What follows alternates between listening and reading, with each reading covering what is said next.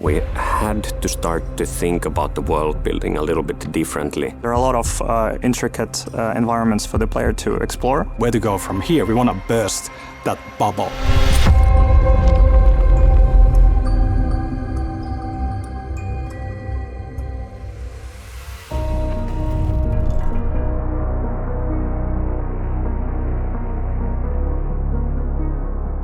The setting in the first Control game was unique. It all took place in a single building, which was part of the point, right? Like that it feels like a secluded, separate space from the rest of the world. You feel like you're in this kind of a bubble, isolated from normal life and familiar things, and so you're within a lockdown. And having this sense of isolation in the first game was crucial. And we had this brutalistic architectural style that was like a key part of the visual DNA of the building and so on. And we had this bureau that was backwards leaning in its kind of a presence and so on. So it was this kind of a strange yet familiar kind of a bubble that you're in. And of course, as creators, when we think about like where to go from here, we want to burst that bubble, right? Like, you know, the lockdown falls apart and we get exposed with the normal world. Manhattan has been shaped and twisted into a labyrinth, so there are a lot of intricate environments for the player to explore, similar to Control 1. So there's still quite a lot of interesting stuff for the player to find.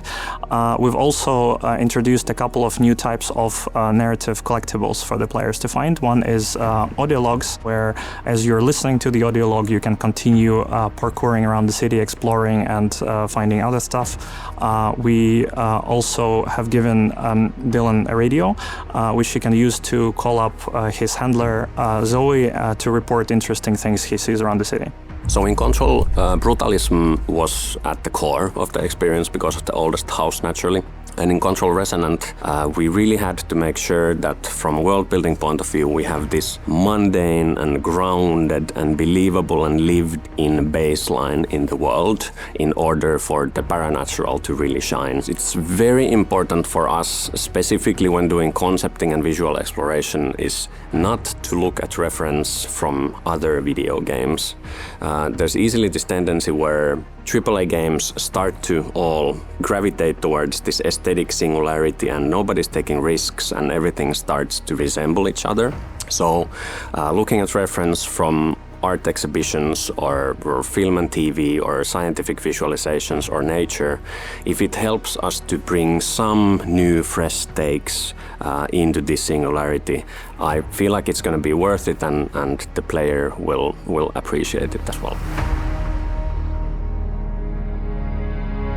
Well, imagine that there's a place that was Manhattan, but it has been taken over by a paranatural force that may or may not have been in the first game, might be something completely new. We actually have multiple factions in this game. So there are some zones where you can find all of these factions from, I think all the zones in the game, but how much of these factions have presence in each zone, that differs. Now that things are flooding from the oldest house into the Manhattan, we had to start to think about the world building a little bit differently.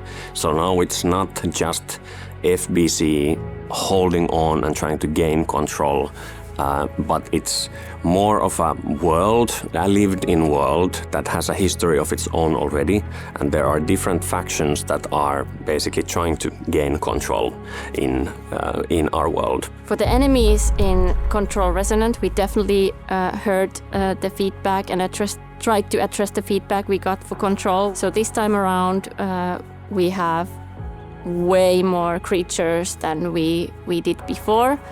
One of the enemies that we, for example, have is a bus.